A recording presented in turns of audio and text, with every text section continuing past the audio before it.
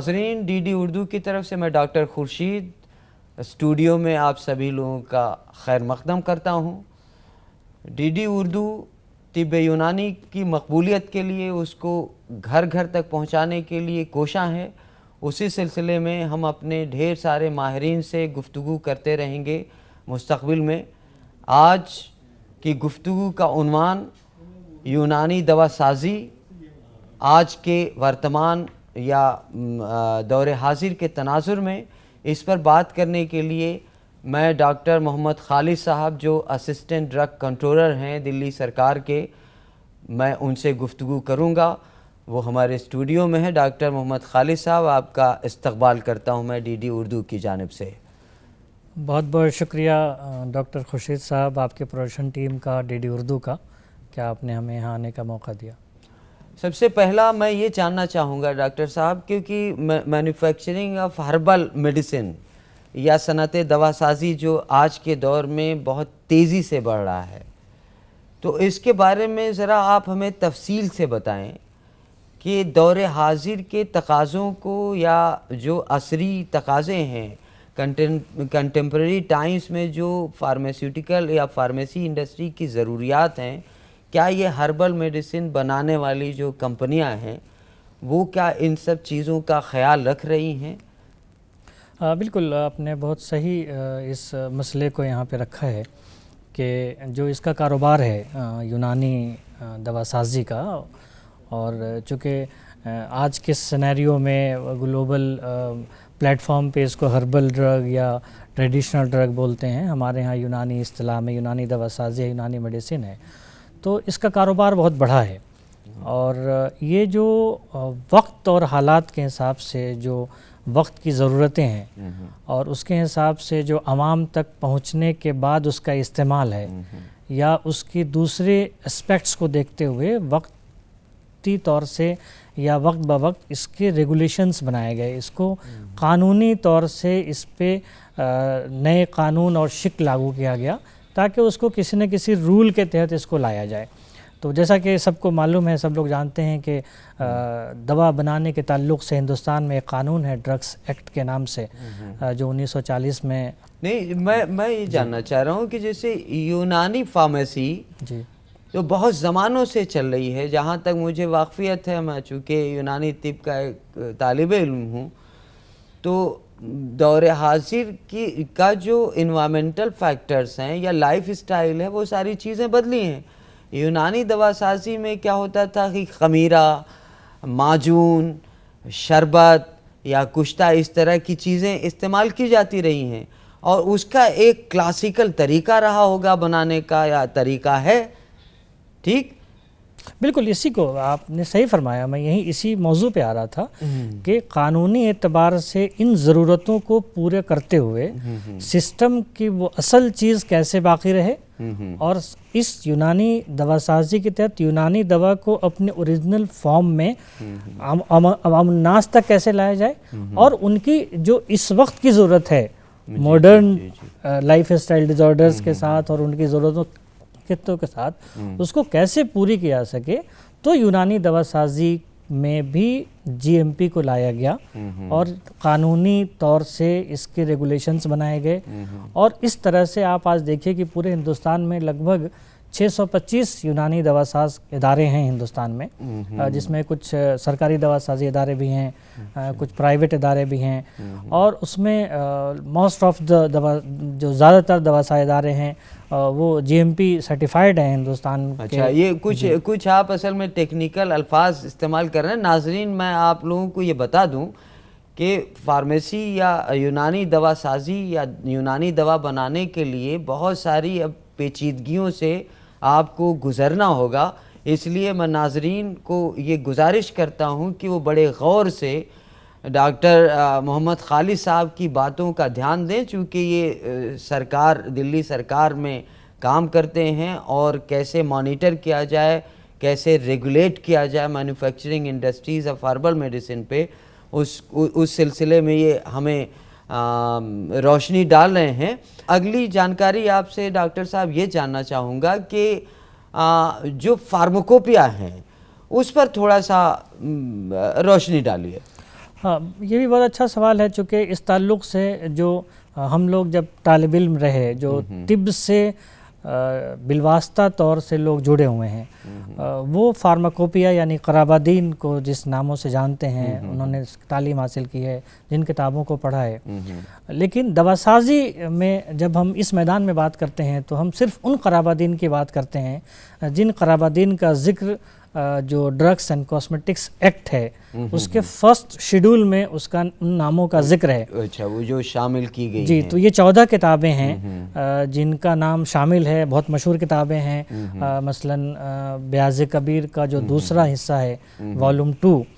وہ ان فارماکوپیا یا قرابادینی کتابوں میں سے ایک ہے ان 14 کتابوں میں۔ اسی طرح سے حکومت ہند کی طرف سے جو کتابیں پبلش ہوئیں، نیشنل فارمولری آف یونانی میڈیسن NFUM، آپ کے کہنے کا یہ بھی مطلب ہے کہ بھارت سرکار یا حکومت ہند کی بھی اپنی ایک بنائی ہوئی فارماکوپیا ہے، ایک ایسی مستند کتاب جس میں یونانی دوائیں کیسے بنائی جائیں گی، ان میں کیا کیا چیزیں شامل ہیں، یا ان کو تحفظ رکھنے کا کیا طریقہ ہے، کیا اس کی مقدار خوراک ہے یا ڈوزز کیا ہے، ان سب کا تذکرہ رکھنے والی کتابیں ہیں۔ ہاں بالکل ہے، وقتاً فوقتاً ان کے الگ الگ جو والیومس ہیں وہ شائع ہوتے رہتے ہیں، اور اس وقت لگ بھگ 1229 فارمولیشنز ہیں مرکبات کی، جو نسخے ہیں وہ ان الگ الگ والیومس میں شائع ہو چکے ہیں۔ اور بھی پچھلے دنوں ہی آپ نے دیکھا ہوگا ministry of AYUSH, central council of research یونانی میڈیسن کی جانب سے وگیان بھون میں جو یونانی ڈے منایا گیا، اس موقع سے بھی ایک فارماکوپیا کا ایک نیو ایڈیشن اس کا رسم اجرا ہوا، لانچ کیا گیا۔ تو اس طرح سے آپ دیکھیں کہ جو یونانی فارماکوپیا ہے اس میں اسٹینڈرڈز بتائے جاتے ہیں۔ اس کے پارٹ 1 جو ہے پہلا حصہ، اس میں مفرد ادویہ کا اسٹینڈرڈ کا ذکر ہے، سنگل ڈرگز کا، جیسے یہ پیڑ پودا سنگل اگر استعمال بالکل صحیح فرمایا آپ نے۔ تو وہ لگ بھگ 298 مفرد ادویہ ہیں جن کا اسٹینڈرڈ شائع ہو چکا ہے۔ اور جو UPI ہے، یونانی فارماکوپیا آف انڈیا، اس کا جو دوسرا حصہ ہے اس میں لگ بھگ 252 کے آس پاس 252 فارمولیشنز کا یعنی مرکب ادویہ کا اب اس میں اسٹینڈرڈ شائع ہو چکا ہے۔ تو UPI جو ہے، یونانی فارماکوپیا آف انڈیا، یہ اسٹینڈرڈ کے لیے ہے، یعنی جیسے آپ نے کہا اسٹینڈرڈ ڈرگ، تو کوئی بھی سنگل ڈرگ ہے اگر وہ تازہ ہے تو اس پہچانتا ہے تو وہ پہچان لے گا، لیکن جس طرح سے عطار یا دوا فروخت جو بازاروں میں دوا بیچ رہے ہیں ہم لوگوں کو، وہ جو ہربل میڈیسن کے نام پہ دے رہے ہیں، اس کا اسٹینڈرڈائزیشن کیا گیا ہے یا پھر اس کو ایکسیپٹ کر لیا گیا آرگنو لیپٹک اعتبار سے کہ اس دوا کی مماثلت، اس کی مشابہت یہ ہے تو یہ دوا یہ ہے، یا کچھ اس کو فائٹو کیمیکل انالیسس کی بنیاد پر اسٹینڈرڈائز کیا گیا ہے؟ ہاں یہ بہت اچھا سوال ہے۔ یونانی دوا سازی میں جو بار بار ہم لوگ نام سنتے ہیں GMP کا، گڈ مینوفیکچرنگ پریکٹسز کا، تو یہ شیڈول ٹی میں آتا ہے، اور GMP کے اندر SOPs کو فالو کرنا بہت ضروری ہے۔ یعنی جو ناظرین کو ہمارے بتاتے چلیے GMP کیا ہے؟ گڈ مینوفیکچرنگ پریکٹسز ہے۔ اس سے کیا مراد ہے؟ ہاں بالکل صحیح۔ اس میں جو دواسازی کے لیے جو رول ہے، اس رول کے تحت ایک شیڈول ٹی بنایا گیا، شیڈول ٹی کو لاگو کیا گیا ہندوستان میں۔ یہ 2003 سے اس کی شروعات ہوئی اور 2005 سے پھر اس کو مینڈیٹری کیا گیا، کچھ ریلیکسیشنز ملے۔ تو اس میں اگر آپ اس کے پورے اس شیڈول کو آپ دیکھیں کہ اس کا مقصد کیا تھا، تو اس میں آپ دیکھیں گے کہ یونانی دواسازی میں جو یونانی ادویہ مارکیٹنگ کی جائے، اس میں کوالٹی، اس کی سیفٹی اور اس کی ایفیکیسی، ان تینوں چیزوں کا معیار کیسے بلند کیا جائے اور معیار کو کیسے مینٹین کیا جائے، اس کے لیے شیڈول ٹی بنایا گیا تھا۔ اب اس کے اندر جو میں SOPs کا ذکر کر رہا تھا آپ سے، چونکہ آپ نے یہ GMP کا سوال الگ سے مجھ سے کیا، تو GMP کے اندر جو کوالٹی، سیفٹی اینڈ ایفیکیسی ہے، اس کے لیے الگ الگ رولز ہیں۔ لیکن جو لوگ صنعت دوا سازی میں اپنی قسمت آزمانا چاہتے ہیں، ظاہر ہے کہ میں چاہوں گا کہ وہ کچھ واقفیت تو بنیادی ٹرم سے رکھیں۔ جیسے میں نے جاننا چاہا کہ GMP کیا ہے، ہمارے ناظرین کو جاننا چاہیے۔ آپ نے کہا اس کی سیفٹی، ایفیکیسی، ان پر ذرا مختصراً روشنی ایک ڈالیں۔ بہت اہم سوال آپ نے شروع کیا تھا، مجھے لگ رہا ہے کہ ناظرین تک وہ بات پہنچنی چاہیے تھی ضروری جو رہ گئی۔ اچھا، وہ یہ تھی کہ جو آپ نے را مٹیریلز کے بارے میں بات کی تھی کہ جو ہربس کلیکشن کیا جاتا ہے جی جی، اور اس کا اسٹینڈرڈ کیسے ڈیسائیڈ ہوتا ہے کہ یہ آرگنولیپٹک بیسس پہ اس کو ایکسیپٹ کر لیا گیا یا اس کی فائٹو کیمیکل یا بایو کیمیکل انالائسس ہوئی، تو اسی پہ میں آ رہا تھا کہ جی ایم پی میں کوالٹی کنٹرول کا، ان ہاؤس کوالٹی کنٹرول کا ایک سیکشن ہے جو کہ ہر دوا ساز ادارے کو اس کا مینٹین کرنا ضروری ہے۔ یا تو وہ اپنے یہاں کوالٹی کنٹرول مینٹین کرے یعنی لیب بنائے، یا پھر وہ باہر کسی گورنمنٹ اپرووڈ لیب سے وہ ٹیسٹ کرائے۔ اور ظاہر ہے کہ اگر آپ نے دوا کا لائسنس لیا ہے تو آپ کے پاس اپرووڈ ٹیکنیکل اسٹاف بھی ہوں گے، جو کہ کوئی یونانی گریجویٹ ہو سکتا ہوگا اور کوئی کیمسٹ ہوگا یا کوئی بوٹنسٹ ہوگا، تو وہ پہلے آرگنولیپٹک ذریعے سے اس دوا کو چیک کرتے ہیں، اس کے بعد اس کی سیمپلنگ ہوتی ہے، پھر وہ ان ہاؤس کوالٹی لیب میں یا باہر کے اپرووڈ لیب میں وہ اس کو بھیجتے ہیں ٹیسٹنگ کے لیے، اور جب وہ اس کی ٹیسٹ رپورٹ آ جاتی ہے اپرووڈ، اس کے بعد ہی اس دوا کو دوا سازی کے شعبے میں بھیجا جاتا ہے۔ تو یہ تو اس کا سوال تھا۔ اب آپ دوسرا سوال کریں، آپ کیا کہنا چاہ رہے تھے؟ جیسے کہ دوا سازی کے میدان میں جو آپ نے بتایا کہ جی ایم پی میں 2-3 ٹرمز استعمال کی جا رہی ہیں، جیسے کہ ایفیکیسی، جی، ایفیکیسی کے سے مراد ایک عام ناظرین کے لیے کیا ہے؟ وہ کیسے سمجھے گا کہ کوئی دوا کی ایفیکیسی سے کیا مطلب ہے؟ دوا کی ایفیکیسی سے مطلب یہ ہے کہ چونکہ ہم لوگوں کا جو سسٹم ہے یہ ایویڈنس بیسڈ سسٹم ہے۔ جیسے ہم سے کوئی آج کہتا ہے کہ یہ دوا اس چیز میں استعمال کرتے ہیں، کیا ثبوت ہے آپ کے پاس؟ تو بہت ساری چیزوں کا جو ثبوت ہے وہ ایویڈنس بیسڈ ہے، اور بہت ساری ایسی دوائیاں ہیں جس پہ تجربے چل رہے ہیں، بہت ساری دوائیوں پہ تجربے ہو چکے، جس کو ثابت کر چکے ہم لوگ اپنے لٹریچرز کے ذریعے کہ ان دوائیوں کی ایفیکیسی اس فیلڈ میں ہے۔ اب اگر ہم ان فارمولیشنز کو، ان سنگل انگریڈینٹس کو، مفرد ادویہ کو ملا کے اگر ہم کوئی مرکب بناتے ہیں،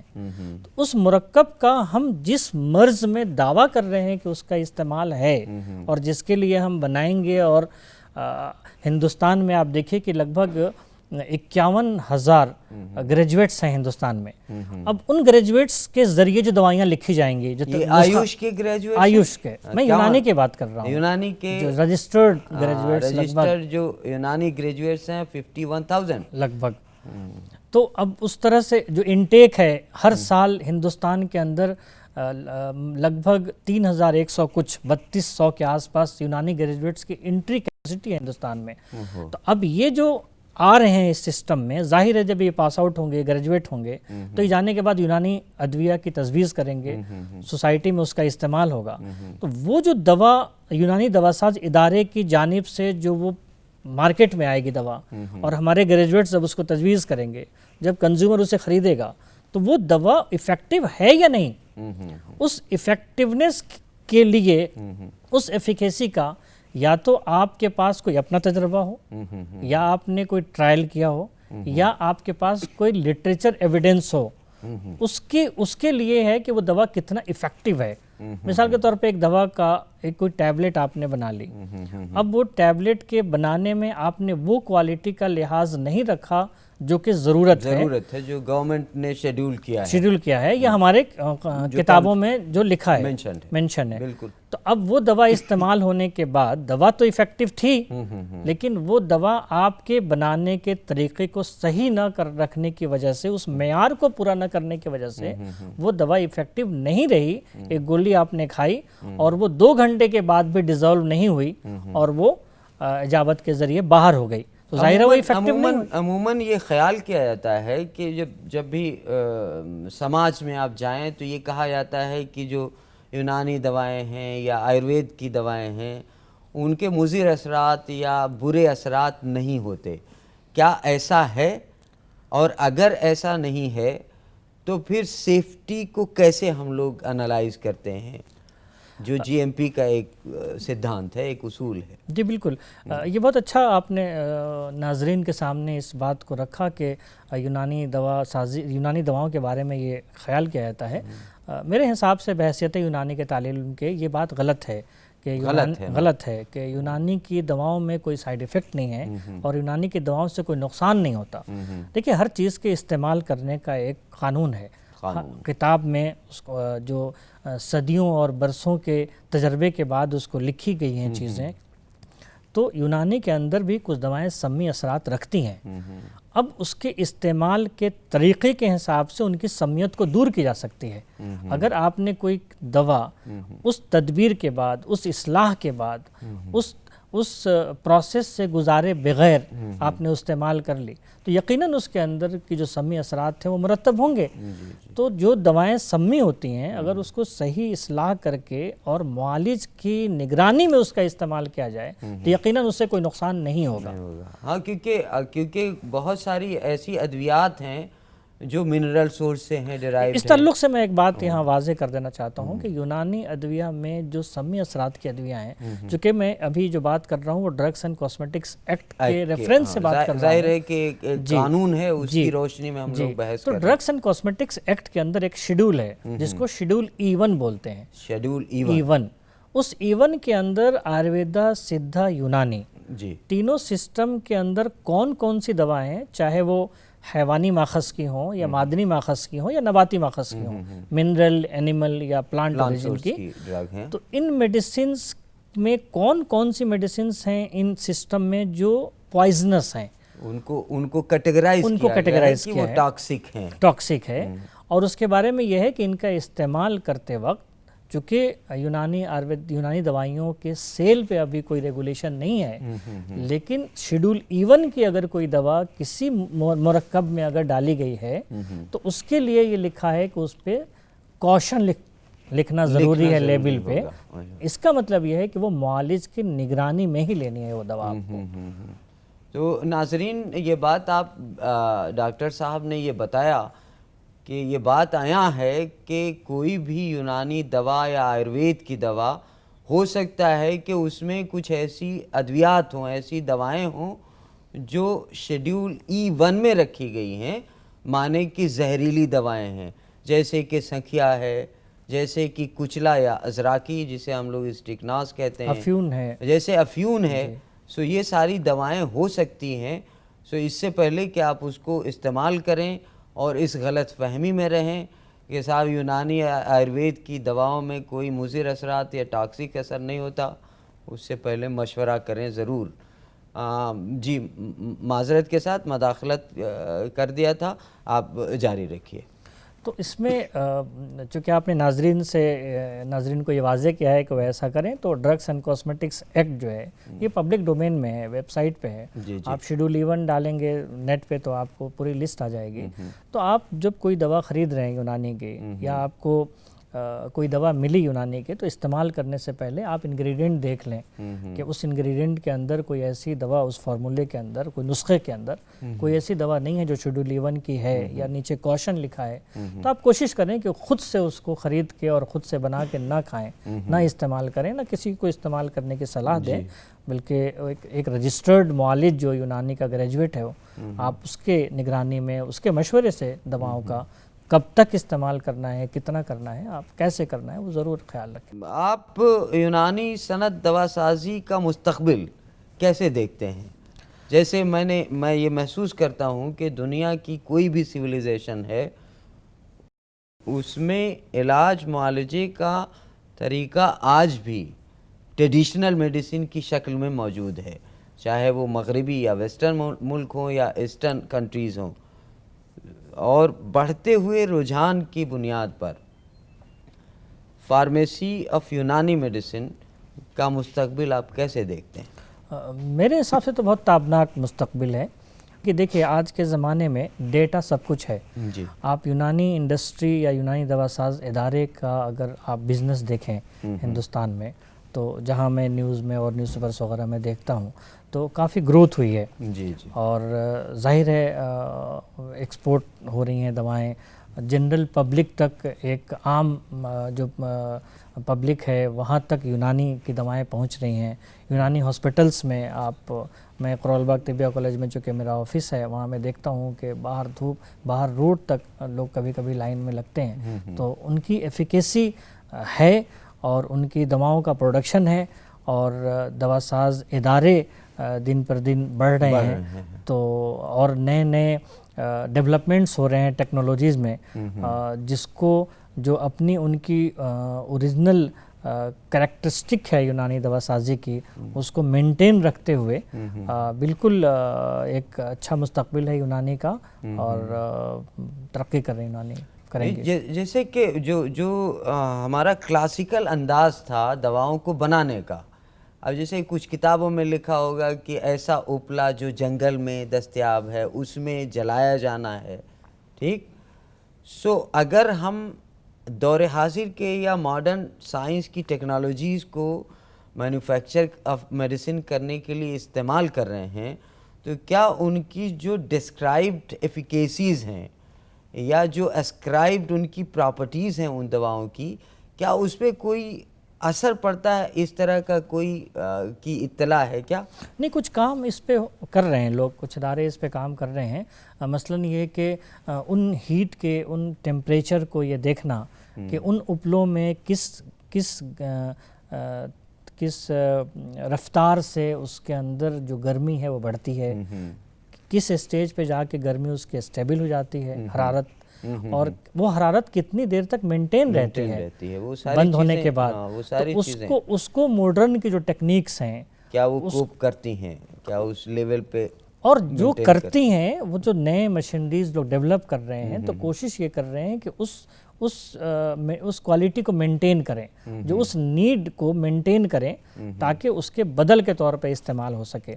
اب یہ تجربے کا ایک کام ہے کہ وہ بدل جو ہے، بالکل بہت زیادہ تحقیق کی ضرورت پڑے گی، کیونکہ بہت ساری ایسی دوائیں ہیں یونانی ادویہ میں، مرکب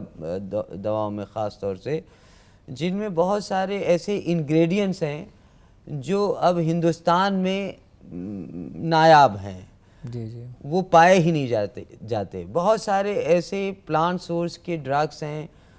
جو اوریجنل فارم میں رہی نہیں گئے، بلکہ وہ ایکسٹنکٹ ہو گئے، ایک طرح سے فنا ہو گئے۔ سو اس صورت میں کیسے ہم لوگ سبسٹیٹیوشن کر رہے ہیں؟ کیا اس پر گورنمنٹ کے لیول پر یا اسٹیٹ گورنمنٹ کے لیول پر کوئی کوشش کی جا رہی ہے؟ جیسے ایک مثال کے طور پہ روغن بلساں از امپورٹڈ فرام ایران، ہندوستان میں اس کی بہت زیادہ کاسٹ ہے، جو استعمال کیا جانا تقریباً ناممکن ہے یا بہت مشکل ہے، یا پھر وہ مریض کے لیے خریدنا کافی مشکل ہوگا بیکاز آف دا اکنامی۔ سو ایسی کنڈیشن میں کیا گورنمنٹ آف انڈیا یا آپ کی اسٹیٹ گورنمنٹ کچھ اس طرح کی کوشش کر رہی ہے کہ کچھ دواؤں کے جو بدل ہوتے ہیں، سبسٹیٹیوٹس ہوتے ہیں، ان کا بھی تذکرہ آ رہا ہو آپ کی فارماکوپیا یا ریگولیٹری کتابوں میں؟ دیکھیے، جو دوا کی تعریف ہے، یونانی میڈیسن کی تعریف اگر آپ دیکھیں تو ڈرگس اینڈ کاسمیٹکس ایکٹ میں جو یونانی کی تعریف ہے وہ بالکل مختلف ہے جو ہم لوگوں نے اپنے فرسٹ ایئر میں کتابوں میں پڑھی ہے۔ یونانی میڈیسن ڈرگس اینڈ کاسمیٹکس کے حساب سے وہ میڈیسنس ہیں جن کا ذکر قرابادین کے ان 14 کتابوں میں مینشن ہے جو فرسٹ شیڈول میں ہیں۔ اچھا، تو اس کا مطلب یہ ہے کہ جن دواؤں کا ذکر قرابادینی کتابوں میں ہیں وہ یونانی میڈیسن ہیں، اور جن کا ذکر نہیں ہے وہ پھر وہ یونانی میڈیسن نہیں ہے۔ تو ہم لوگوں کا پرویو یہ ہوتا ہے کہ اگر کوئی انگریڈینٹ یا کوئی مفرد دوا جس کا ریفرنس ان 14 کتابوں میں شامل ہے، اگر وہ دوا ہوں گی تو وہ بنائی جائیں گی۔ اس کے بدل کے طور پہ کس دوا کو بنا سکتے ہیں اور کیا استعمال کیا سکتا ہے، چونکہ یہ منسٹری آف آیوش یا سینٹرل گورنمنٹ کی اپنی کمیٹیز ہوتی ہیں، اس لیول پہ یہ سب فیصلہ ہوتی ہیں، تو اس کے بارے میں آپ کے سامنے کچھ بتانے سے قاصر ہوں۔ اچھا، آپ جیسے ریگولیٹری باڈی ہیں، سو ظاہر ہے کہ ہمارے ناظرین میں بہت سارے ایسے ایسپیرنٹس ہو سکتے ہیں جو ہربل یا نیچرل تھراپیوٹک ایجنٹس یا فارمیسی میں اپنا مستقبل تلاش کر سکتے ہیں۔ سو ایک بڈنگ فارماسیوٹیکل انڈسٹریلسٹ کے لیے دو باتیں آپ کو بتانی ہوں گی کہ ایک تو ضرورت کیا ہے، کیا کیا چیزیں ضروری ہیں، کیا ضروری چیزیں ہیں ایک بات، اور دوسری بات یہ ہے کہ کیسے وہ سٹارٹ کرے؟ یونانی دوا سازی کو شروع کرنے سے پہلے وہ ایک بار شیڈول ٹی کو ضرور مطالعہ کر لیں، ڈرگس اینڈ کاسمیٹکس ایکٹ کو، جی جی، اور جو کچھ بھی ریگولیشن یا لائسنسنگ کے ریگارڈنگ چیزیں ہیں وہ ڈرگس اینڈ کاسمیٹکس ایکٹ میں شیڈول ٹی میں مینشن ہے. اور چونکہ جو ڈرگس اینڈ کاسمیٹکس ایکٹ ہے اس کا خاص چیپٹر ہے، باب ہے جو یونانی اینڈ آیورویدا کے لیے الگ اس میں شامل ہے، تو اس میں اگر آپ دیکھیں تو جو ایریا کے تعلق سے جو بات ہوتی ہے وہ کم سے کم 1200 اسکوائر فٹ ایریا چاہیے ہوتا ہے. جو رقبہ اس حساب سے ساری چیزیں گورنمنٹ نے اسپیسیفائی کر رہے ہیں، رقبہ کیا چاہیے، کتنا ایریا چاہیے، کون سا ٹیکنیکل اسٹاف چاہیے، کون سے پروفیشنل چاہیے، مشینریز کون سی چاہیے، سب اسپیسیفائیڈ. جی کس کیٹیگری کو دوا سازی کے لیے کون سی مشینریز چاہیے آپ کو، ان سب کے نام اس میں مینشن ہے. کوالٹی کنٹرول کے لیے جو ایکوپمنٹس ہیں وہ کون سی ایکوپمنٹس ہیں جو آپ کو منیمم چاہیے وہاں پہ. اور اس میں 2 حصے ہوتے ہیں دوا سازی کے، ایک مینوفیکچرنگ اور دوسرا کوالٹی کنٹرول. تو جیسا کہ میں نے عرض کیا کہ اس میں یہ ہے کہ اگر آپ ان ہاؤس کوالٹی کنٹرول اگر بنانا چاہیں تو ان ہاؤس کوالٹی کنٹرول بنائیں، اور یا پھر کسی اپرووڈ لیبارٹری سے ٹیسٹنگ. ڈاکٹر محمد خالد صاحب جو اسسٹنٹ ڈرگ کنٹرولر ہیں دلی سرکار کے، وہ ہمیں یونانی فارمیسی انڈسٹری پر بہت ہی اہم معلومات دے رہے تھے. ہو سکتا ہے کہ آپ ناظرین اور سامعین میں کوئی ایسا ہو جو یونانی فارمیسی انڈسٹری میں اپنا مستقبل دیکھ رہا ہو، تو مجھے امید ہے پوری کہ آپ نے ڈاکٹر محمد خالد صاحب کی باتوں سے استفادہ حاصل کیا ہوگا. اسی کے ساتھ میں ڈاکٹر محمد خالد صاحب کا دوردرشن کی طرف سے بے حد شکر گزار ہوں کہ انہوں نے اپنا وقت ہمارے ساتھ صرف کیا اور ایک بہت ہی اہم موضوع پر طب یونانی کے بات چیت کی. ڈاکٹر صاحب بے حد شکریہ آپ کا. میں آپ کا شکریہ ادا کرنے سے پہلے میں صرف یہ کہنا چاہوں گا کہ ای اوشدھی ایک پورٹل ہے گورنمنٹ آف انڈیا کی. آپ ای اوشدھی پورٹل پہ جا کے آپ ساری چیزیں دیکھ سکتے ہیں، کیا کیا ریکوائرمنٹس ہیں، اپلائی کیسے کر سکتے ہیں، اور دوا سازی کے لیے لائسنسنگ کا طریقہ کار کیا ہے، اور آپ آن لائن اپلائی بھی کر سکتے ہیں. تو ناظرین ایک اور اطلاع جاتے جاتے ڈاکٹر محمد خالد صاحب نے دی کہ بھارت سرکار کی پورٹل پہ ای اوشدھی نام کا ایک پورٹل ہے جس پر آپ وزٹ کر کے صنعت دوا سازی یا فارمیسی انڈسٹری میں اپنی قسمت کیسے آزمائیں گے، اس کے لیے کیا کیا اصول ہیں، کیا کیا ریگولیشنز ہیں، اس کو جان سکیں گے. اسی کے ساتھ میں ایک بار پھر اپنے ناظرین کا شکریہ ادا کرتا ہوں کہ انہوں نے طب یونانی کو سمجھنے کے لیے وقت نکالا.